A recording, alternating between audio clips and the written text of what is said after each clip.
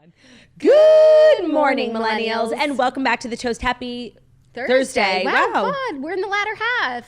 It just kind of flies when we're having a girly swirly week together. It does fly when we're having a girly swirly week together. It is, Thursday morning. I've had a day. You've had a day. Claudia and I, if you're watching on YouTube, are on two different shows today. Two different planets.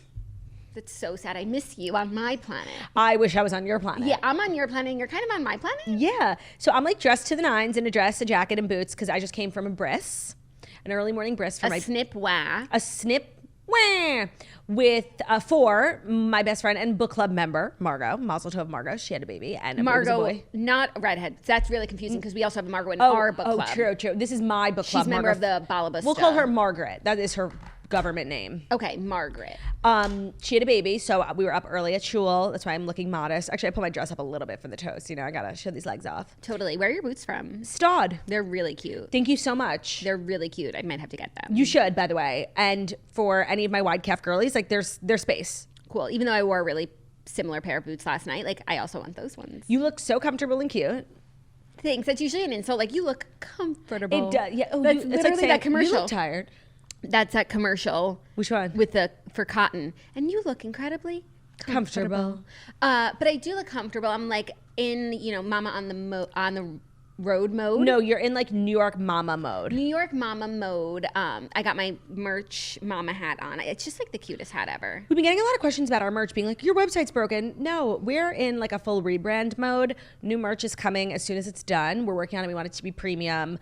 Our website is down because you can no longer purchase merch from us until the rebrand has launched. Until the new merch. So that will be in the next few weeks. We're just doing final edits, but it's really cute premium stuff. The first collection is... I'm really excited. It's for the girlies. It's for the girlies, and it's going to be great. And yeah, so I just am I Chill. have my vest. I have my fanny pack. I'm doing errands today. This is an errands look. You look great. Thank you. Claudia said I look so cool, and I obviously love your outfit. You look so cool. I would wear that in a heartbeat. We also looked fabulous last night. Let's recap our evening. We were just kind of out and about in New York City. So the reason why you came to New York was obviously to see your beloved sister and make sure that Harry got time with Auntie Claudia. But you were really here because we did an event for Amazon last night that was actually fabulous. Yeah, that was the reason for the season. And then I planned a little trip around it. Right. Did the same thing last year. It was the Amazon Holiday Soiree. They brought all Steens on deck. It was I don't think we've ever done a full working event together. Not in a while. Not in a while. And... and not anything that we're proud of. Legitimate. Yeah. It was fabulous. And actually on the way over here, Ben was by the way, who was at the party? Anyone cool? I'm oh my God, I totally forgot to tell you. We met Sarah Jessica Parker. And he was really? How was she? And he was kind of skeptical, And what came out of my mouth, he was beyond shocked by because we all, Sarah Jessica Parker, I believe her shoes, SJP, sell on Amazon. Mm-hmm. She's a partner of Amazon Fashion. So she was there meeting a few people and they were do you want to meet her? And we're sure. And I wasn't really expecting much. I'm obviously a Sex and the City fan. I'm not a SJP enormous fan. I obviously admire her and she's amazing. When I tell you we all individually did a little meet and greet with her and then we sat down on a couch and we were all just kind of giddy. She was really kind of incredible. She was so nice and warm in the 2 seconds of hi, how are you? Thanks for coming. Yeah. So genuine and lovely. When she asked, how are you? I think she actually wanted to know the answer. Yeah, she meant it. We were all so struck by her kindness. Ben was what do you mean? I'm she was warm and welcoming. And I actually love her now. Yeah. She didn't have to be that nice. She was so nice and so, you're right, genuine is the perfect word for it. It just came off as genuine. The things that she said, which were hi, how are you? Welcome, thank you for coming, whatever it was. It wasn't crazy. Anyone can say those things, but just the way that she said them she meant them. I know she meant them. And she wasn't weird. She put her arm around me in the photo. She's not weird about being touched. I just I didn't see that on my list of things that were going to happen last night. Leaving with an enormous love and respect for SJP. Yeah. She was awesome. She was awesome. And it was really a fabulous event. Lots of people were there. I'm kind of infiltrating the Real Housewives of New York, new generation. So obviously everybody knows I met Erin and Abe at BravoCon and we're just kind of a throuple now. But I met Jessel, which I know means nothing to you because you don't watch the show. I know, I saw an episode and a half. But do you know Jessel? I know that she's a big topic of conversation from this season. Because she started off yikes energy. She was just, it did come out at the reunion that she moved from Dallas for the show. And once everyone found that out, they were like, oh, she moved for the show. Like, you would do it too. No, moving for a job, it happens every day. It's really not a big deal. But she was just giving like such try-hard energy in the beginning. And I think it really could have went south for her. But then in the last couple of episodes, like you really just saw that she's like this nice girl who like definitely wants to be famous, but she like wants to be friends with everyone. She doesn't have a mean bone in her body. And everybody was just coming for her so hard because she was giving like try-hard kind of like energy. But the fans were like, you know what? Like, she's a nice girl. Like, she's not been mean to anyone. And she had this sort of resurgence. Rolling Stone did a big feature on her. It was kind of like the year of Jessel. And I got to meet her, and it was actually she was fabulous. Oh, cool. Yeah. So, like, I'm just kind of infiltrating. I got to meet, So and I know Uba. Now that you're becoming friends with the women, if they reach out to you for casting. So there's a lot of talk about them. It's really not that No, by the way, unheard of. You're not that far off in like age now Yes. from this new cast. I actually think I'm a perfect candidate for this show. I would never do it. Like, ever. Okay, but say they call you. You wouldn't immediately hang up the phone. No, I would go through I would go through the process and either hope that they don't accept me, or if they actually offered me a job, like I would really, really have to think about it, but I think I would say no. I feel like you would go through the process and like, you know, where the chips fall where they may. Like if you got the job, like if you didn't get the job, it was meant to be. And then if you got the job, you would really consider it. And I could see you considering it to the point of accepting it. I would consider it. But honestly, I think as I get older, when I was younger, I would have done it in a second. I think it was like probably a goal of mine at some point. Yeah. I think it's part of the reason I got married, like for real.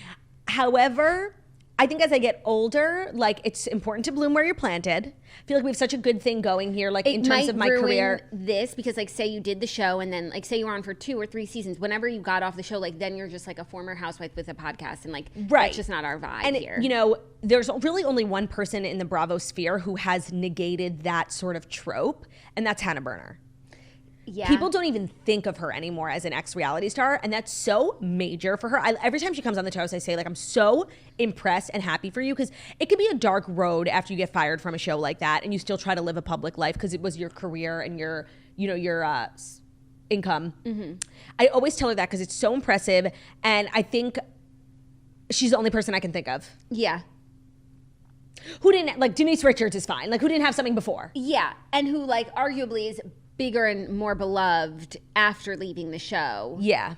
Than when she was on it. Yeah, and then at BravoCon, like, they were asked, like, would Hannah, like Kyle and Amanda were, like, the ones who, like, kicked her off, and then so they were asked, like, would you have her back? And they were like, totally. Like, of course. I'm sure I'm sure Hannah loved hearing her TikTok followers. Yeah, I'm sure Hannah, like, loved hearing that. Do you think she would go back? Never in her life. Nor should she. Even if she wasn't having this amazing success, like she was just on the Drew Barrymore show, even if she was literally living on the street, she would not go back. Yeah. That's crazy. So you would consider it. I would consider it, but I really don't think it's right for me. But it could also be amazing for our show. Like, of course. People love you on Roni, and then they want more of you, and they can have you every day. To be honest, it would be one of those things, and actually, it would be something I weigh very heavily and consider and talk to you and the family about. And I think ultimately you would tell me not to do it. I likely would, yes. Because in your words, and you said this once, and it's how I think about everything now, like, does the risk outweigh the reward? And for me, it does. Yeah. I would agree with me, right, and agree with you in agreeing with me. But it's a good question, because a lot of people are talking about me potentially being, no, I'm kidding. I've not heard from anyone. But there could be like a huge, like if it all went well, the reward could be infinite. The operative word being could. Right. Like it could be like a Molly May situation. It could. She like has made me feel a little differently. I would still go with like my gut, because not everyone gets to be Molly May. Do you know how many not Molly Mays there are? Right. Folly Faye? But she's got me being a little more optimistic, but still realistic. Sorry, Molly. So no, but it was fabulous to hang with the ladies. Oh, and then I tagged Jessel in my story, being like, oh my God, I met Jessel, because I was so excited. And I saw that she had messaged me previously, because she's like a fashion publicist, and she had invited me to an event that was featured on the show. When she had that thing at her apartment for one of her brands, and all the ladies were like, wow, she got like really major like fashion people there, and everyone was like, wait. Except not Turdy. She couldn't get Turdy. Everyone was like, Jessel could do this. And that's when like everybody kind of like turned. Like, who was there? Like a lot of fashion people whose names I don't know, and you wouldn't know either, but if you saw them, like, you know that like older lady with the red bob and like the blush? Not Grace. No, not Grace Coddington. But like she's like a classic fashion guy, and then like that guy with the glasses, you know? Okay. Do you know what I mean? Yeah. But she didn't get dirty there. So She didn't, but I had seen, I should have went. I didn't see the message. You would have never. Never. But now you know for next time. Yeah, because I've actually, I think one time in my life, been to an event that was being filmed for Bravo. I think you were there too. Yeah. For Margaret. No, also Fashion Week, Kyle's store in New York. Two, you're right, two events. And we got on TV. We got on TV. The Margaret one was cut, so it Yeah. wasn't ever, but it was like a Pride event in Jersey. And let me tell you, I had no fun at either event. Like, it's made for filming. It's not like a real event. Yeah, you're just like person in the background watching the drama. Yeah, so I didn't enjoy it. Those events really aren't fun. No, not if you want to be a star. No, not if you want to like have fun and like have a drink and dance. They can't even play music. So true. They're not fun. Yeah, but we did get on TV. We did. That's funny. Yeah, Kyle by Eileen too. Yeah. In So New York the City. event was really It was fab. lovely, and we had a great time. It was fun to be together, all sisters, get a little glam, Hang out with like fellow celebrities. Yeah. It was good. celebrate the holidays, usher in the holidays. We're not talking enough about. We're not talking, and we actually haven't spoken about it enough. And for that, we intend to do better because We're listening we're listening to holiday music and we're learning from scripture. from scripture. Happy holidays, everyone! It's the time. It's time to start celebrating, and you know when it's really time. Rach Parcells' Christmas decorations go up next week. Oh. So she was giving us a little teaser about what we can expect. She's only doing one tree this year, not two. Drew's very happy about that. Okay. So I think the one tree is going to be like the Major, Rockefeller. biggest and the baddest. Yeah. She's also incorporating a splash of maroon into her decor this year. And I think that's beautiful because Rach says red is the color of the season. Red is the color of the season. But I can't believe she never had red in her Christmas decor before. I can't believe like there are people out there who have houses and are of the Catholic Christian faith and don't have 45 trees. Like, not only do I live in an apartment, I'm also a Jew. So like I couldn't even have one if I tried, but if I could, I would only be able to have one. Your new apartment is tree No. friendly. Does any other like goyim no, not goyim, what's the opposite of goyim? Jews. Any other Jews or just people who aren't like celebrating Christmas look at their apartment during the winter season and be like, oh, if I had a tree, it would go there. Because I do that. I know exactly where I would put Well, it. your old apartment, like There was nowhere for the it. tree would be like scraping up against. All right, don't be it. rude. No. It's just like wasn't Tree friendly. tree friendly. This apartment is tree friendly. No, I know. I think all. But you know what else I've been thinking about? You know, we have Hanukkah. Hanukkah's good, but it's good. We have Hanukkah, and you know, you light candles once a day for 8 days, and part of the mitzvah is to obviously light the candle, but then to publicize the nace, which means publicize the miracle. Now, my old apartment, I couldn't publicize shit because nobody could see into my windows. I lived in an alley. No, but the brick wall knew about the miracle. My brick wall knew about the miracle. He was an educated brick wall. Okay. In my new apartment, I can publicize the shit out of my nace. Can't wait for someone to throw an egg at my house. Yeah, truly. I'm gonna get egged. Gotta publicize the nace. Anything for the nace. So it's holiday season, and that's really And we're not talking exciting. about it enough. No, we're not. You're here. And we're disgusting for that. Snow is falling as the carolers sing. Just wasn't the same. Alone on Christmas Day. Wait, I got another one. Take a trip. Wait, no. Take a trip down Candy Cane Lane with me. I confess, you're the best. Best I ever had. Take a trip down Candy Cane Lane with me. So yeah, that season's upon us. And that's exciting. It is. It is. Should we dive in? We've got 5 stories. The SAGAFSTRA news that Oh my we've all been gosh. waiting for. You guys, SAGAFSTRA. Ugh, We have CMA Awards. It's bittersweet. Yeah, let's talk about it. Okay, so we'll get into We it. also have the CMA Awards, and like I have a lot to say. Great, because I didn't watch them. Did you watch them? We No, were out. No, I have a lot to say about like the Pictures. results. About the awards themselves. The awards themselves. Yeah. Unburden yourselves. Yeah. CMAs. Without further ado, it is time for the Fast 5 stories that you need to know. Today's episode of The Toast is brought to you by The Farmer's Dog. So the results of switching your dog food from kibble to fresh can seem like magic. When a senior dog starts acting like a puppy again and the pickiest of eaters can't wait for dinner time, you might think that some spells were cast, but the Farmer's Dog doesn't use any sorcery or secret ingredients to make their fresh food. They just use science. So what is the Farmer's Dog? They make and deliver fresh, healthy food for your dog. It's developed by vets, it's nutritionally balanced, and it's made from real healthy ingredients. It's made to human food safety standards. It is the best option for dogs at all life stages because it's not kibble and it's not canned goo. It's just real healthy food. Traditional dry and wet dog food options are highly processed, they can use much lower quality ingredients than they claim to, and they are extremely difficult to portion accurately. The Farmer's Dog is not just fresh, higher quality food. They also send the food pre-portioned specifically for your dog based on their unique nutritional needs. This makes it easy to help your dog maintain their ideal weight, which is one of the biggest indicators of a full, healthy life. Dogs at a healthy weight can live up to 2.5 years longer than overweight dogs. If you have a Strice bro in your life, I mean, I've been experiencing this recently, like their health, their well-being is the most important thing, and what you give them twice a day or 3 times a day, depending on what kind of mom you are, is so important. I switched to fresh, healthy dog food from the Farmer's Dog a little while ago. Immediate results. Theo's breath was so much better. His poops were more consistent. His coat was really shiny. He felt energy. I've heard of senior dogs who get like new leases on life when they switch to fresh, healthy food. So it doesn't matter if your dog is young or old, it's always the right time to begin investing in their health. Get 50% off your first box of fresh, healthy food at thefarmersdog.com/toast. Plus, you get free shipping. Just go to thefarmersdog.com/toast, thefarmersdog.com/toast to get 50% off your first box and free shipping. Today's episode is also brought to you by Game Time. You shouldn't have to worry about when to buy tickets for your next big event. Game Time is the fast and easy way to buy tickets for all the sports, music, comedy, and theater events near you. With killer last-minute deals, all-in prices, views from your seat, and their best price guaranteed, Game Time takes the guesswork out of buying tickets. Game Time's a great app just to have on your phone for wherever you are. If you live in a fabulous city with lots of fabulous events like I do, or if you travel a lot for work and you have a night off, oh, look, there's a basketball game, oh, a comedy show. Just a great way to explore and find things to do in your city or a city you're traveling to. And it's the only ticketing app that gives you complete peace of mind with your purchase. You can buy tickets in seconds. They offer all-in pricing, so you show the total up front. You know what you're paying, and you know you're getting a great deal before you check out. And you could see the view from your seat before you buy, so you know exactly what to expect. They have deals on tickets right up to the start of the event, even up to an hour after it starts. You can find exclusive flash deals, sponsored deals on tickets for football, basketball, baseball, concerts, comedy, theater, and more.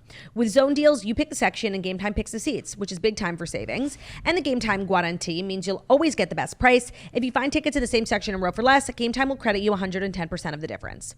So take the guesswork out of buying tickets with Game Time. Download the Game Time app, create an account, and use code TOAST for $20 off your first purchase. Terms apply. Again, create an account and redeem code TOAST for $20 off. Download the Game Time app today. Last minute tickets, lowest price, guaranteed, and make sure to use code TOAST for $20 off your first purchase on the Game Time app. Today's episode is also brought to you by Squarespace, the all-in-one website platform for entrepreneurs to stand out and succeed online. Whether you're just starting out or managing a growing brand, Squarespace makes it easy to create a beautiful website, engage with your audience, and sell anything from products to content to time, all in one place, all on your terms. So whatever reason you might be having for starting a website, whether you work in e-commerce, you want to start a side business, you're a photographer, there is a template on Squarespace for you. You want to upload an asset library, you can upload, organize, and access all your content from one place. With the new asset library, you're able to manage all your files from one central hub and use them across the Squarespace platform. If you're looking to sell custom merch, you can easily sell custom merch and create passive income streams that engage your audience and scale your brand. So if you have an online store, it's super easy with Squarespace. If you want to host a video collection, do email campaigns, whatever it is. What I love about Squarespace, and so many people use websites for e-commerce, is that if you want to sell in person, they have a point of sale. You can connect a Square Reader to the Squarespace app, and you'll keep your orders, your inventory, and your customer data all in sync with your online store. So Squarespace is the place to be if you're looking for a website. It's much more cost effective, but it'll look like you hired a fancy schmancy company to design a website for you. So head to squarespace.com right now for a free trial. When you're ready to launch, go to squarespace.com/toast. You'll save 10% off your first purchase of a website or a domain. That's Square, SQUARE, space, SPACE.com/toast to save 10% off your first purchase of a website or a domain. Thank you, Butter. You're welcome. First story, the strike is over. Oh SAGAFSTRA and the studios have reached a tentative deal on new 3-year contract. Emphasis on the word tentative. Emphasis on tentative and 3 years. We're going to have to do this again 3 years? Or maybe within these 3 years, they can reach a deal that's not so tentative. I also feel like a couple of weeks ago, it was like, oh, they're back at the table, tentative, something. Yeah. This feels more conclusive because everybody's talking about it. Everyone's acting like it's over. But last time there was something, but you knew it wasn't going to last. Right. So For now, I'm just assuming like the strike is fully over. Yeah, because everyone's acting like this is the news they were waiting for. And Fran Drescher like put out a statement. We did it, Yeah, so after 118 days of the Actors Guild being out on strike, SAG-AFTRA and the studios on Wednesday reached a tentative deal on a new contract that could see Hollywood up and running again within weeks. The strike will be over as of 12:01 a.m. Pacific time on today, putting an end to more than 7 months of labor unrest in Hollywood that saw the Writers Guild and SAG-AFTRA hit the picket line. I know that AFTRA doesn't have an S in it, and everyone's like, Claudia, Jackie, you're reading it wrong. It's SAG-AFTRA to me, and I it always agree. will be. It's just a scratch in my brain. Yeah. Scratch is an itch. In my mouth. Yeah, SAG-AFTRA.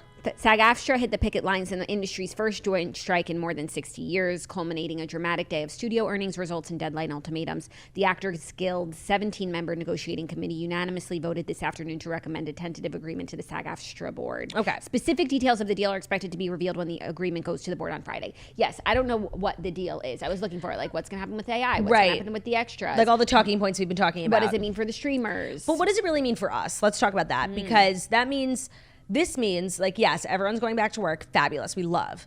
But we can't talk about the SAG-AFTRA strike anymore. And that's kind of been a cornerstone of our show for like, since the summer. Yeah. Like, we always have seasons of what we talk about. Like, it's Travis and Taylor. Right. Or the Kardashians or the Royals. And, like, it's been SAG-AFTRA. Mm-hmm. And so it's bittersweet to say goodbye to this chapter if, it is goodbye. If it is indeed. But I do feel like things were getting a little long in the tooth with SAG-AFTRA, especially after Halloween. So there was like a lot of infighting within members. At first it was SAG-AFTRA Strong. Oh my God, you do not step out of SAG-AFTRA Strong. At first it was SAG-AFTRA Strong, everybody, t-shirts, signs, picketing. No sort of unrest within the community. Then the Halloween thing tipped people off. And also it was just going on long. And of course everybody knows that like they were trying to get the best deal. But a deal is better than no deal. And people were like, listen, it's just really dragging on right now. Oh my God. And then like the Drew Barrymore era, I forgot about that. Right. Like, so I do feel like there was a lot of unrest within the actual union and they needed to get it done. Yeah, because people weren't working. And I'm sure there were people that were feeling like, maybe I should just go get a job. Like, right. I think that they needed to put an end to the strike, and a deal, any deal is better than no deal. Right. Deal or no deal? I'm going to go with deal. Deal. So they have a tentative deal. And yeah, but I agree. It's been a big part of the Fast Five stories around here. You were going to miss it. Let's lay this to rest and give it a proper finale. What was your favorite moment of the SAG-AFTRA strike? I actually really enjoyed talking about the daytime hosts, Me too. like Bill Maher, Jennifer Hudson, and people's decision-making during that time, because obviously daytime talk show, they have writers, but it's not scripted, so it kind of fell in this like weird in-between space, and a lot of people were going to go back without writers. We remember what happened. And following like celebrities being messy, like, oh, I'm going to do this. Actually, no, I'm doing this. Oh, actually, I'm going to do this. That was interesting. And I also just thought it was interesting that somebody was doing something that they knew they were going to get backlash for it, but still felt strongly enough to do it. Unpopular, but felt like the right thing to do. Yeah, I thought that was just an interesting time. I actually enjoyed commenting on that. Yeah, because you were able to have an opinion. There were takes to be had. Right. It wasn't just like, obviously we all think like, yeah, SAG should get better. We all agree with this, with the union. Like, yeah, SAG should be better. But then Drew was just like, fucking shit up, Yeah. What was your favorite part? I did enjoy that part because it allowed for nuanced opinions and conversation. I really enjoyed being called a scab. We were called scabs. That was just for asking questions. That was, funny for me. You know what else I really enjoyed? I really enjoyed seeing people who I like follow on Instagram get opportunities that they wouldn't have ordinarily gotten because celebrities weren't able to go on talk shows or do any form of press for any projects, and they really didn't even have any projects coming up, and if they did, they weren't allowed to talk about them. So I thought it was cool to see people, getting opportunities who probably wouldn't, because it would be competing with, everybody else. Yeah. But because all these actors and people in SAG had to take a step back and not do things that they wouldn't ordinarily do, it kind of gave a platform for other people to get those opportunities. Do you know what I mean? Yeah. Do you think that anything that happened for us did we benefit from the strike at all? No. Have you been on have you gotten anything? No, I don't think so. No, I'm just trying to think. I don't think so. No, but I'm happy for everyone that did benefit. Like, that was cool to see, like, influencers or, like, digital people being tapped for things because SAG members were unavailable. Yeah. Yeah. So hopefully this is it, and that the tentative deal becomes a final deal. Because as much as I like talking about it, like I am over it.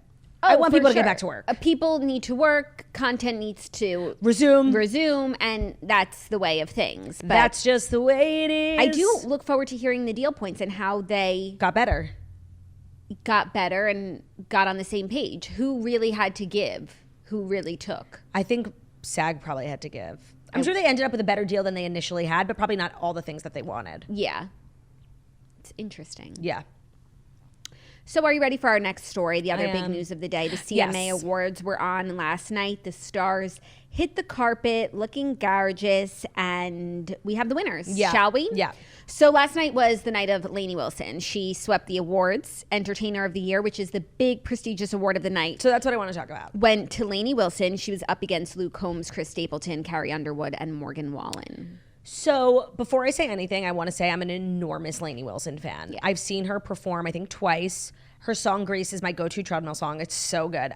I saw her at the ACM Awards perform Grease, and I was like, she's not human. Like, she's incredible. So nothing I'm about to say is in any way like a dig towards Lainey Wilson. I just feel like that's important to say. Entertainer of the Year is this massive award. It's the equivalent of like Album of the Year at the Grammys. That's like the big award that everybody stays and waits for. Now, that award never goes to a woman. Miranda Lambert and Carrie Underwood are always nominated, almost like seriously, like just to say that they nominated two women. They never win. A woman hasn't won since 2011. Carrie and Miranda are always up for it. They know she's never. Oh, and I think the last time they won, they gave it to both of them. Okay, like such bullshit. Okay. Now, as a country music fan myself, it's not even my opinion. It's sheer fact that the entertainers of the year were Luke Combs and Morgan Wallen. Yeah. They went on the same size tour as Taylor Swift. Mm-hmm. Luke Combs just got back from Australia to play country music. Like, well, they actually have a lot of country music in Australia, but yeah. Do you know a country music? I mean, he was also in Scotland in a kilt. Country music is Australia is 19 hours away. Like, I'm just saying, it's another world. Yeah, and it's actually just like inaccurate for her to have won. Yeah, and it actually bothers me that they gave it to her because it almost feels like they only gave it to her because she's a woman, which feels like so invalid. And there were so many other years where like the women were actual contenders, like doing stadium tours, headlining the Super Bowl. Like there were years where the women who were nominated were the entertainers of the year, and they didn't even get it then. Yeah. So like for me, for her to get it, I just feel like it kind of like is a slap in the face to women in comedy, women in music, because like she clearly wasn't. Do you know what I mean? Yeah, and so it feels like she got it because she's a woman. The bar is like lower for women. Yeah. Like how can you really? Lainey Wilson opened for Luke Combs' stadium tour. Like, it doesn't make sense. Yeah. And she's amazing, and her songs play all over the radio. No, and she's amazing. She's everywhere. I love her. She's only at the beginning of her career. By the way, she won New Artist of the Year when I was in Vegas. What year was that? 2 years ago. So she won New Artist of the Year 2 years ago. She's brand new. No, the fact that she opened up for Luke Combs just tells you what you need to know. Like, and I hate to be like a naysayer because we should be celebrating the fact that a woman won. But if you're like a fan of country music, like, you know this isn't accurate. And then it just kind of, you're right, it sets the bar lower for women. Yeah.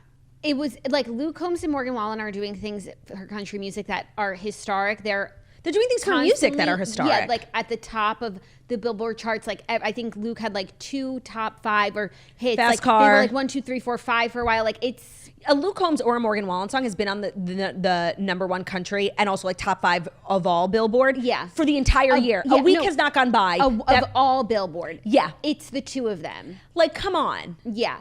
And even if you wanted to give it to a woman, actually Carrie Underwood is doing a Vegas residency. She's the Super Bowl queen of the NFL. Like, she could get it at any point. She did a stadium tour. She did 2 nights at MSG by herself headlining. Like, for Carrie Underwood to sit there, seriously, after year after year after year of getting slapped in the face, for it to go to a woman who's not her, like, I'm sorry, like, that's bullshit. Yeah. And again, this has nothing to do with Lainey Wilson. I love her. Yeah, and she will have her time. It's all ahead of her, is how it feels. Like, she just got... Who else was nominated? Chris Stapleton? Yeah, he could Headline Stagecoach. Like... He could always win. He could always win. Like, annoying when he wins everything because there are other people who are talented. There are, but like he wins everything for a reason. So like the thing is, anybody could make an argument. Chris Stapleton is on a tour right now. You could make an argument for really anyone who was nominated, except Lainey Wilson. Yeah. Unless I'm missing something, which I'm totally possibly missing No, something. she's doing big things in entertainment, but like not a Taylor Swift size tour. Yeah, no, I mean, she was on Yellowstone. Yeah, that's what I was thinking as well. I was shocked. Yeah, that is. And to be shocking. honest, if we really want to talk about like who had a big year as a woman in country, like where's Kelsey Ballerini? She made a lot of waves Yeah, with Rolling Out the Welcome Mat. yeah. So I'm just saying, Single of the year went to Fast Car by Luke Combs. love. You know how I feel. Album of the year went to Lainey Wilson. This is really hard for me because my album of the year is Getting Old by Luke Combs. Of course, what else was nominated? Ashley McBride. Love her. And Morgan Wallen's One Thing at a Time. And Rolling Up the Welcome Mat by Kelsey Ballerini. Oh, okay. I love a lot of the songs from Lainey Wilson's album. It wasn't my album of the year, but that doesn't make it an incorrect choice. She's amazing. Like, sure. I think honestly you could have made an argument for any of these albums to win. For sure. But again, like Luke and Morgan's albums have been like colossal this year. The thing is with Morgan is that they've recently started to incorporate him back into like the country things, like nominating him. I don't think he will ever win. Not for a while. Not right now. So fine. So like I don't even consider like I'm not even gonna make a case for him because like I think remember Did he CMT go? took CMT took him off. Yeah. Oh, and by the way, when they announced Lainey Wilson, they cut to Luke and they cut to Morgan and like they were both like honestly mad. As they should be. They were like mad. they're trailblazing and they're huge country guys. They're always having what they're doing is has not been done before. No, and I have long said I feel like a few years ago when we did like a CMA recap, I said it's always like the same people, like Jason Aldean, Luke Bryan, Blake Shelton, who get nominated and win Entertainer of the Year. And like honestly, they suck. And Eric like, Church. I don't include Eric Church in that group. I think he's like standalone. But like I always say, it's like for a while it was like those men of country music who really stunk. Like I'm sorry, they're so basic and whatever. Like they don't make waves in music. They're just like famous because they make like catchy country songs. Like Luke and Morgan are on another planet. Right now, for sure. This year, for sure. Oh, for but- me, for sure. Anyways, I would have said, and I like Morgan Wallen's album. I've actually been listening to it. Like now I have the time for it. Me too, but Luke's is better. Luke's album is unbelievable. Wait, speaking of Morgan and Luke, I told you this in the car on the way home yesterday. So the night before the CMA Awards, every year is this thing called BMI, and it's like the organization of songwriters. It's kind of like SAG, I think, for songwriters. And they have like a big fancy ceremony. They get Songwriter of the Year. Luke was it this year. But what they did that made a lot of waves is that they have performers. It doesn't get like televised anywhere, but there's like videos and stuff of it. Luke and Morgan Wallen actually performed together, which I don't think have ever done. And they sang each other's songs. So Luke sang Thought You Should Know by Morgan Wallen, and Morgan Wallen sang Going, Going, Gone by Luke Combs. And it was kind of a big deal because people are always talking about these two. I think a lot of people think there's beef. I don't think that there is. I think Luke was asked about it, and he was like, is there any competition? And Luke was like, yeah, but not in a negative way. Like, competition is healthy. Like, you want to be challenged and have somebody who's doing the same sort of thing as you so you can constantly be like getting better. So they definitely see each other, but people are always like, collab, and like, no, they don't. No, but I saw a video recently of, I think it was Luke doing, or Morgan It doing sounds like a little bit like my daddy. Yeah. Yeah, I think before Luke really, really blew up and Morgan like was releasing music, like they have both covered it's an old video? Yes, they have both covered each other's songs. There's a Okay. video of I think Morgan singing something, and there's a video of Luke singing, she sounds a little bit like my daddy, I don't cuss around my mama. Okay, because I saw that recently and I was like, hey, but now No, it's they're both old. Well, there's room for everyone. They're literally my top two favorite artists, so there's no competition. I have room in my earbuds for both of them. Yeah. Song of the Year, Crazy, Fast Car, songwriter, Tracy Chapman. Oh, I love this for Tracy Chapman. Right? Imagine like, I I don't know, didn't realize 20 it. years So- after writing a song, you win Song of the Year in another So did category. Luke go up? Like, I don't who know. goes up? Did Tracy go up? I don't know if she was there. That's so interesting. Yeah. That's so crazy. That's cool. That is cool. Female vocalist of the year obviously went to Lainey Wilson because you can't be the entertainer of the year And without not the- also yeah. winning your category. Male vocalist of the year went to Chris Stapleton. Yeah, Yeah. but like The thing is, Luke. I don't. I Me just- too. I We're by the way, can't. we're biased. We have to acknowledge that. Okay. But also, I don't get mad when somebody wins, and like I could make an argument for it. You know? Yeah, no, but yes. Vocal group of the year, Old Dominion. There's like not even a competition. Well, Lady A, they're my vocal group every year. But acknowledge your own bias. I acknowledge that, it's just one of those things that Yeah. I like more than the average Yeah. person. Little Big Town, Midland, and Zach Brown Band. They're also Oh, Zach Brown Band, contender. yeah. Vocal duo of the year, Brothers Osborne. Love them. They beat out Dan and Shay. I was going to say, the best thing to ever happen to Brothers Osborne is Florida Georgia Line breaking up and whatever happened with Scooter Braun and Dan and Shay, because like they kind of fell off the face of the planet.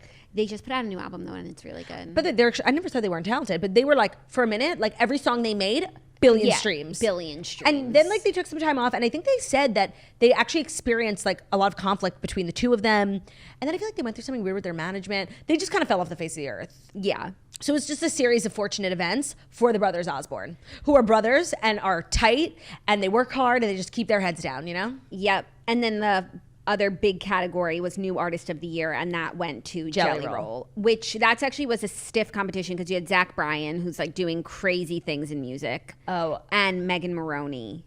Okay, by the way, I'm sorry. Like, Zach Bryan should have won.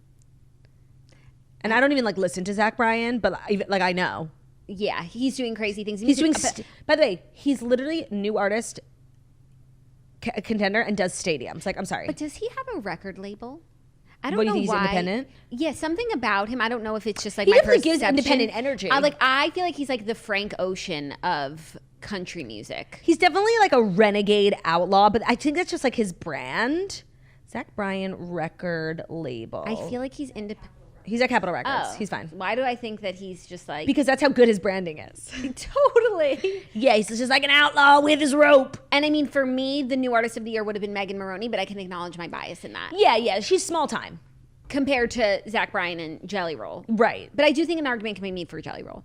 Yeah, but I think the thing is, for me, And his like, wife is a podcaster, so we have no choice. we love but to support. love to see podcasters thriving, and he's amazing. I watched his documentary. I feel like I did a whole episode on it. Yeah. I just think Zach Bryan is currently bigger. Yeah, but it worked in my head when he was independent because it's like, okay, then he's not going to get He didn't these have awards. like He didn't have the you have to- campaign. Yeah, right. You have to campaign for these awards, and because he doesn't have a label. Anyone speaking on his behalf, he didn't get it. Yeah, So I like that narrative better. you're welcome. But anyways, the girlies were looking good. Lainey Wilson looked incredible. I loved her obsessed outfit with her. because I love that it was like fashion, but also super country. That's so her, by the way. Like, Yeah. I think that was the name of her album, Bell Bottom Country. Like, she loves clothes. She's so girly, but she's really like, she represents for a lot of people. Like, everybody loves to say, like, the current country music, like, isn't country. She represents for a lot of people, like, country music. Bringing back country music. Her outfit was Carolina Herrera. Wow. And it's giving my wedding dress. Let me see. I love. And by the way, have you seen her boyfriend? He's so hot. They're a smut novel. Oh my God. You need to see a picture of her and her boyfriend and then listen to the song Grease, which is all about like having a man with dirty hands come home. And it's a novel. It's Danielle Steele. It's Oh my Colleen God. Hoover. It's Luke Lucy and Nicole Score. looks so beautiful. Let me see. I haven't seen the red carpet pictures. I love her dress. Okay, you like aren't showing me. They're Oh, beheaded. sorry. They've been beheaded on the iPad. So cute. I'm obsessed. So cute. I'm obsessed. Post Malone was there. Yeah. He respects the hell out of country music. And they respect the hell out of him. Him, Morgan Wallen, Hardy, and some other guys started like a band together, and they just released 3 songs. Oh, I think I saw some of it. And Morgan Wallen was there, and he cut his hair. He looks hot as hell. Yeah, but I like the mullet. No. I liked the mullet. Also, I heard a rumor. I think I read on Lindsay Jamal. Hubbard was there. Yeah, I know. I hope she met someone. Me too. She would. I saw it on her TikTok. I read a thing, I think maybe like Jamal or whatever, that Harry Styles has a buzz cut now. Breaking news. Oh, I could see that being handsome. The thing is, there are like certain people, and there's not a lot of them. But Harry Styles is definitely one of those like faces. Anything works. Yeah. And they're all my favorite. Kind of like David Beckham. Remember in the documentary, Yeah. he had so many hairstyles? Honestly, DTF for each one. Yeah, each one was better than the last. I agree. I would love to see buzzed Harry. Yeah, I think I saw like a very blurry, dark silhouette of him, and he appeared to have a buzz. He looks like David Beckham. Yeah. No, he can pull anything off. Yeah. Okay, well, that's your CMA recap. I wish I got a chance to watch it. Me too. It's always a fun night in country music. But I'm sure if there were any great performances, they'll make their way to me. Yeah. I'm just going to sit back and receive them. Yeah. Let them come to you. Are you ready for our next? I don't chase, I attract. What is mine will find me. What? Literally. Are you ready for our next story? Mm-hmm. Robert Kardashian wanted to marry Priscilla Presley until she cooked for him. Me. me. Priscilla Presley, who divorced Elvis Presley 50 years ago after a turbulent 6-year marriage, claimed in a Q event last week that she had never wanted to marry after Elvis because no one could ever match the music legend. However, that's not the whole story. In the mid-70s, after her split from Elvis, she fell head over heels for Robert Kardashian before he married Kris. An insider said that Robert was at one time desperate to marry her. They said, quote, Priscilla made Robert very happy. He wanted to marry her and have children with her. That was definitely his hope, his plan. The two were intimate virtually from the moment they met, and it was love at first sight. It's really so crazy. Things like this just always remind me, because I need to be reminded. Like, the Kardashians really come from, like, LA royalty. Yeah. And they're connected in so many different ways to so many different people. I mean, OJ. Elvis. Now Elvis. Even before there was an Elvis connection, because Linda Thompson, who was married to Caitlyn, that's Brody Jenner and Brandon Jenner's mom. Yeah. Dated Elvis after Priscilla. Yes. A close friend recalled that Robert vehemently complained how while he was making love to Priscilla, Elvis would ring her up, sounding incoherent. Oh, wow. And also Robert's close friend Larry Cranes, I believe that Todd's father of Todd, remembered Robert telling him that Priscilla was terrific, but this guy Elvis doesn't stop controlling her. Oh, wow. That's a lot to get into. Yeah. I also did see, because Priscilla's doing like another round of press because of the Priscilla movie, I believe it was Gayle King or someone, maybe it wasn't Gayle King, asking her, like, finally, like, you were 14. He was 24, like, let's talk about that. Yeah. And she maintains that it was very innocent, very non-sexual for a while. And even though he was 24, he always treated her with respect, and he wasn't a groomer, and she doesn't feel like it was predatory in any way. She maintains that. Yeah, I read her book, and that's the story that she's telling. They like had a relationship, but it wasn't sexual for a few years, and then they got married. Like, it's weird, no? Like, I just feel like I love storytelling as much as, like, and I love great romances, and like, I can look past things, Mm-hmm. I just think we should be talking about how weird it is, And we could still romanticize Priscilla the movie. On the scale of weird things that are seen, it's not that high up for me, especially because, like, they then got married and they had a totally traditional relationship. So yeah, it's, if you want to dig into it. No, let's dig into it. But it's literally 50 years ago, and these people are still alive, and it worked out for them. And for she sure. doesn't see it that way. And she's a grown woman now. Okay, let me ask you another question. What do you think is weirder? Okay. 14-year-old Priscilla, 24-year-old Elvis starting a relationship, although it wasn't sexual, but they met at that age and ended up getting married and, like, having sex. Or... Not when she was 14, but yeah. No, I said ended up. Yeah. Oh my God, not you defending them. Or Woody Allen, Soon Yi. What were the ages there? I mean, there's a big age gap, but she was of age when they decided, because he was temporary stepfather. Yeah. Yes. What do you think is weirder? It's a good question. I guess that one. Woody Allen. Because of the family connection? Yeah. Yeah, I actually think Elvis is weirder. Because the thing is, I mean, it's fucking weird what Woody Allen did, but they were never related. They aren't related, and she was of age. Yeah. So he didn't, break any laws. It's just weird. Yeah. Elvis's is, borderline illegal. But he didn't break any laws if he waited until she was of age. Yeah, but... Do you just not believe that they waited? Oh, no, I mean, I don't know. I've never thought... no one's ever asked me that question before. So, like, if they met when she was 14, and I forget the details from her book, but say they didn't consummate until she was 17 or 18. That would make him 27, 28. Yeah. Okay, if you believe that. Okay, I never thought much about whether or not I believed it. That's a good question. I believe it because I read the book. Yeah, well, I didn't read the book. So just based on my very limited knowledge, if you asked me if I believed it, like, I would say no. Okay. And I believe it because I read the book, and I just don't think she would spend that much time lying in her memoir. Yeah, no, like, why write a book if you're just going to lie? Right. Like, your memoir is, like, written by, like, that's going to be your legacy. After you leave. Like, don't tell lies. By the way, I feel like I'm really cutting you off a lot today. I could feel it. I'm sorry. I don't feel it. Okay. You're fine. Keep going. Yeah. No. So do you believe it? I just answered your question. I wasn't listening. I said because, like, I don't know a lot. No. So that's why it's weird, because you think he was with a 14-year-old. Yeah. So did you answer my Woody Allen question? Which one did you think was weirder? I guess Woody Allen's weirder because of the family familial connection. ties. Yeah. And because I've like made peace with Elvis and Priscilla. Yeah. For me personally, maybe you need to see the movie Priscilla, see it from Priscilla's POV because it is based on her book. Right. Fine. I would love to do that. I did watch the Mia Farrow. That was fucking wild. I didn't watch it. It wasn't even so much. I don't really have opinions. It wasn't even so much about Soon-Yi. It was just about the insane way that all those kids grew up. Are Woody and Soon still together? I think Woody and Soon are still an item. Yeah. Huh. There's proof in the pudding. I know. Like, it's weird. It's weird. Because at some point, like, no matter how weird it is when two people get together, if they're together for such a long amount of time, like, you just have to, like, kind of accept it. Yeah, it's meant to be. It's like if somebody steals your boyfriend and you're so mad, but then what, you're going to be mad at them when they're 90 years old and still in love? Like, yeah. You got to get over it. They're shared and you weren't. You were in the way. Right. Get the fuck out of the way. You were standing in the way of true love. Yeah. Are you ready for our next story? Mm-hmm. This story is really crazy. Okay. Katy Perry and Orlando Bloom have made progress in their legal fight over the $15 million Montecito home with man who says he was in a post-operative delirium when he sold his home to the stars. Man who sold his home to the stars is Cameron Westcott's father-in-law. His name is Carl Westcott. He's 84. He started 1-800-Flowers. And last time we were on the toast, I misspoke and said that it was her father. Yeah. And that Cameron comes from a lot of money too. I'm sure she does.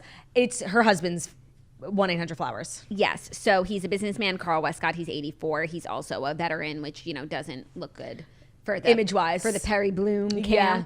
But Katy Perry and Orlando Bloom have cleared a legal hurdle in their ongoing legal battle with businessman Carl Westcott, father-in-law of Cameron Westcott, who says he was medicated at the time he decided to sell his home to the pop star. Carl Westcott, father-in-law of Cameron Westcott, who finalized the sale of his home to Katy Perry in July of 2020, has sought the court to overturn the sale, saying he was under the influence of pain medication when he agreed to sell the 8-bedroom, 11-bathroom home. He subsequently sued Katy Perry's business manager the month after the sale went through. As the trial commenced this past September, the judge split up the parties in the case, as Katy has countersued Carl over damages as a result of the real estate row. On Wednesday in LA Superior Court, a judge issued a tentative ruling that Carl was in his right mind when he proceeded with the real estate sale more than 3 years ago, people reported after reviewing the docs. Okay, like, order of the court, like he said what he said. But, it's got me thinking, okay, so she like bought this house. There's so many other houses. Like, wouldn't you just like give it back and just to not have your name? And by the way, legally, it sounds actually like Katy Perry didn't do anything wrong, but all we see is the headline. She's being sued by an ancient veteran. Like, right. What? Okay. Wouldn't you just rather give the house back and avoid all the drama? Yes, but what? She bought it in July 2020. Like, they're in the house, I'm sure. Oh, July 2020. I'm sorry. Right. Or maybe they started construction. It's her daughter, so probably the home she was born in. Sorry, I didn't put that together. You're 100% right. And now, I feel like for both parties, honestly, like, you both have a ton of money. One of you find another house. It's hard to, feel any sort of empathy for these people, Yeah, no, it's like, it's inconvenient. I don't know what's been going on with Carl since this happened. Where is he living? What is his history with the house? Like, maybe, what if he has, my favorite dog is buried in the yard? Maybe it's the house that built him. Maybe it's the house that built him. And also for Katy, it's the house that, like, built her daughter. And everybody has ties to this house. That's the thing about houses. Like, they never really belong to you. Yeah, but it's a very emotional thing. It's not just a real estate transaction. No. I was having this conversation recently, actually, with some friends, because, friends break up, friends get buried, strangers get bored, and strangers get buried. Like, a part of growing up is like, things change. Maybe your parents get divorced, whatever. The house you grew up in usually doesn't stay in your family. Like, they sell it for another family, and it's like always so sad. Yeah. It's like really hard, actually. Yeah.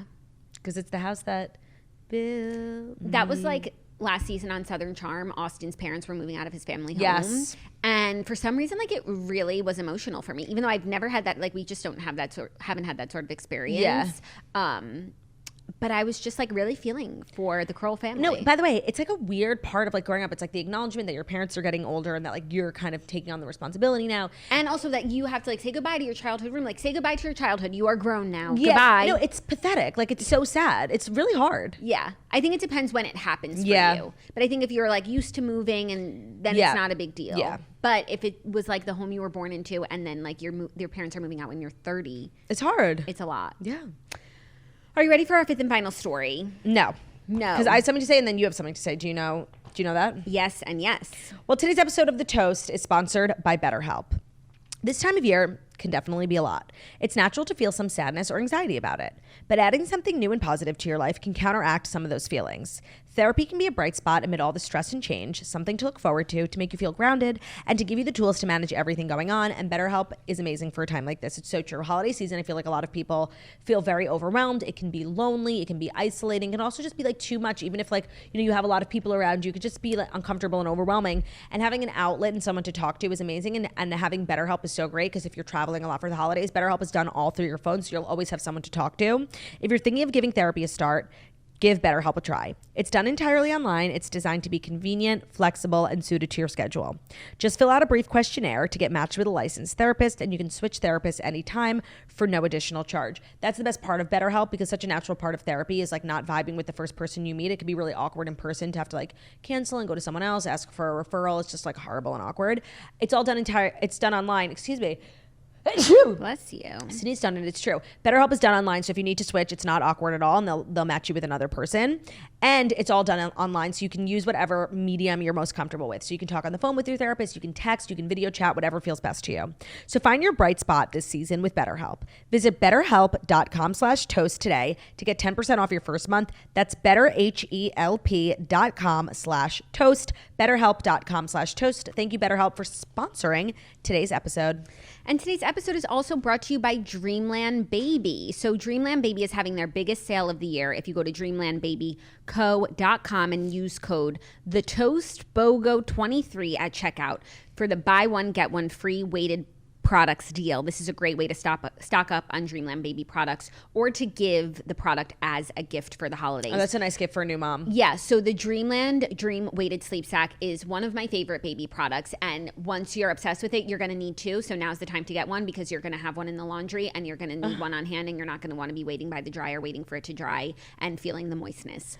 So now is the time to get the Dreamland Baby Weighted Sleep Sack. We love them in our home. Yeah. So the way that it works, it has a little bit of weightedness on the top of the sleep sack, which functions for your baby the way a weighted blanket does for you.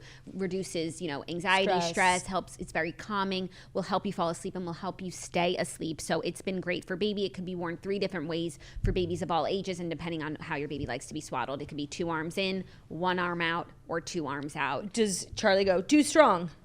And he goes like this. Yeah. I have done both arms in and both arms out. They're both really great ways for baby to sleep. And as I said, they are having their biggest sale of the year. So head to dreamlandbabyco.com and use code TheToastBOGO23 at checkout for the buy one, get one free weighted products deal. If you are looking for a sleeping solution for your bebe, I highly suggest you try the Dreamland Baby Weighted Sleep Sack. It is a wonderful product for babies. Gorgeous. What's our fifth and final? I got some requests. Like, people have really been missing the Final Stories song. I know that we're together. And that's wrong. Yeah, I agree. So, without further ado, did it do? Why don't you go? No, it's a high note. It's the final story.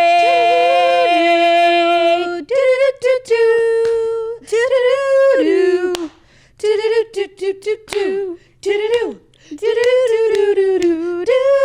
final story. Woody and Soon-Yi, or Priscilla and Elvis. I want my dinner now. I want my lunch now. Yeah, we will be handling that. What are you thinking? Everything. Our fifth and final story is some actually crazy news. The shocking moment, Were you not wearing a hat? I was, but I took it off during the first ad break. Oh, I totally missed that. That was intentional because 2 things. It's warm in here. Secondly, it's hot as I don't fuck. know how the hat's going to look on the show, so I wanted half the show with hat and half the show without. So you can get clips from both. No, and so like if it was good, I had it for half, and if it was bad, thank God I took it off. No, I've definitely been thinking I need to wear hats more because I wore a hat recently because like my hair was so ugly and I looked so cute. Hats are like so cute. And when you have a good hat, like we've made a couple great merch hats, yeah. I love this one. I love the black 100% hat. That's like so cool for like incognito mode. Right, no, because I'm like a real housewife of New York. Yeah, aspiring. Yeah. Actually, a hat would look cute with your outfit. Like, Throw wait. it. Oh my God, Claude. It's going to look so cute.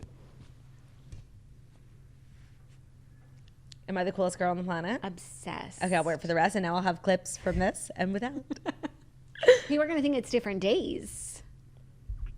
We're so They mysterious. were true that day I wore a vest. Because those rules are fake. Because that vest was disgusting. No. You missed a line. Okay. Those rules are fake. They were real that day I wore a vest. Oh, no. Those rules aren't real. They were real that day I wore a vest. Because that vest was disgusting. That's really rude because I'm wearing a vest today. Yeah. It's not disgusting. No, it's so cute. It's from Amazon. It's in my storefront. Are you ready for our fifth and final story? Yes. Now, which is not giving final story vibes. I should have shoved it in somewhere else because it's like a rough note to end on. It's okay. The shocking moment Gal Gadot's screening of the Hamas terror attack film ended in massive brawl. I saw videos. Protesters outside the Museum of Tolerance. You guys, you couldn't make this up. It was giving very intolerant energy outside. There wasn't tolerance. It was the tolerance in the room with us. Perfect A+ usage. Let me also say the Museum of Tolerance is LA's Holocaust Museum. And I just want to say, if you find yourself outside of a Holocaust museum protesting, like, you really need to seek help and just go home. You're in the wrong party and Get you a should job. stay home. Get a job. Yeah, videos showed fights between protesters outside the Los Angeles Museum of Tolerance, where actress Gal Gadot had organized a screening of footage of the brutal Hamas terror attack atrocities committed during the October 7th invasion of Israel. The 47-minute footage provided by the IDF was aired to a select audience of celebrities and influential personalities in LA and New York last night. Does it say who was there? Like, I'm dying to know. No major Hollywood stars were there, according to the LA Times. They also said it might have been due to the SAGAFSTRA strike. Sure. No, by the way, remember like for 3 years when you didn't want to go somewhere or something happened, like you blamed everything on COVID. Now the strike is over, and what the hell does this screening? This isn't a Oscar-winning film. It's literally real footage. And it's not scripted. What the hell does it have to do with SAG? Actors, that's like. No, that's such a lie. Yeah, I don't know why one has to do with the other. Also, I feel like Gal Gadot actually has a lot of famous friends. Mm-hmm. She's like such a weird level of celebrity where she's literally been in one thing, and she's probably A-list forever. Like the Wonder Woman trilogy, whatever it was. Movie so far. Literally catapulted her to such an extraordinary level of fame. She's like the global face of Revlon. Keeping Up with the Joneses. Yeah, she was in other stuff too, but like nothing like. I feel like she might be in like one other big thing that she was in that movie that we saw, Death on the Nile. Yes, which we liked. She's also in Justice League as Wonder Woman. Yeah, she's a part of that like crew. Yeah. So she's so famous. I feel like, I mean, she was responsible for the Imagine video and how many A-listers were in there. Like, yeah, she knows a lot of A-listers. So I find it crazy that nobody went. No, I don't know that nobody went, but not like celebrities, but still influential, of course, behind the scenes people. There are a lot of people who are part of Hollywood who like make a difference and are influential that aren't famous. I also think she's going to do more screenings. Like, I think this was just one night of it, but there were about 200 people in attendance, and I got like an uncensored TikTok of like some of the footage. I flipped away so fast, but like I did see like stuff. It was really like it was really upsetting. It's so upsetting, and I don't understand what there is to protest about people bearing witness to something that happened. Like, what's the beef? What's your message? What's the beef? Like, I mean, I think it's my understanding that people who protest the screenings are people who don't believe that the massacre happened. So they think there aren't real hostages. They think that there was they think it's Israeli propaganda. So the footage that they're viewing, they think is fake, like made by Israeli media. Like that's really what they think. But I think, I mean, I don't know. But like, I can't pretend to understand. Some of it's body cam footage, but some of it is like was uploaded to Telegram by the terrorists themselves. Yeah. What do they say to that? That's not true. Like they just make stuff up. I really can't get into the mindset of a mentally ill person. Right. So I'm doing my best. Okay. Right. Lay off. Okay. No, I'm just trying to understand. No, I know. The cause here. Right. Like, what's the problem with viewing? Because I think footage? if you're pro-Palestinian and advocating on behalf of the Palestinian people, like that's. You can be that, but also understand what that October 7th happened. You know, like that's not congruous with one another. So I don't know who these people are and what their cause is. No, I think that's their cause, but I guess part of their cause is denying that this happened and denying that people should see it, even though Hamas filmed it and wanted people to see it. No, and they're like proud of it. No, it's like that was like the Babylon Bee headline that was like Hamas terrorists upset that they filmed their entire massacre and like the people don't believe. Yeah, I saw that too. Well, honestly, good on Gal Gadot. Like, enormous respect for my Israeli queen. And just so she's fucking taking crazy so much flack. A brawl broke out at the Museum of Tolerance. You really couldn't write this stuff. I have enormous respect. I think that there are a few celebrities who are, like, taking Amy Schumer's one of them, taking so much shit for just like being proud Jews and supporters of Israel and, you know, demanding the hostages come home. And I imagine that's extraordinarily difficult. So I stand with them at this time. Yeah. No, but like once you've seen what happened, and if you're a Jew, and especially for Gal as an Israeli, like nothing else matters. Yeah. If you're just a human being, like. As it should be. Yeah. So that was our show. Nice long 1 hour show. Oh, wow. Tomorrow, you're still in New York, right? Yeah, we'll finish the show, the week together. How nice. Maybe and we're going to we'll hang out today. And we're going to hang out today. Maybe we'll get on the same page tomorrow about like dress code. But it's Friday. Don't come looking for me tomorrow. I will be wearing sweatpants. Yeah, because it's Friday and it's chill. And I think, I have a turtleneck or a sweatshirt. I'll go sweatshirt. Thank you guys so much for listening to the Toast of the Millennial Morning Show, where we deliver the fast 5 stories you need to know every Monday through Friday on YouTube. So if you're watching us on YouTube, please feel free to subscribe and give this video a thumbs up. We're also available as podcasts anywhere podcasts can be found. So it's Spotify, iTunes, Stitcher, Public Radio, iRadio, CastBox, all the places where we listen to podcasts. Find us at Toast, leave a 5-star review about how beautiful, stunning, and wickedly talented we are. Hope you guys have a fabulous, gorgeous, amazing, splendid day, and we'll see you tomorrow. Love ya. Bye.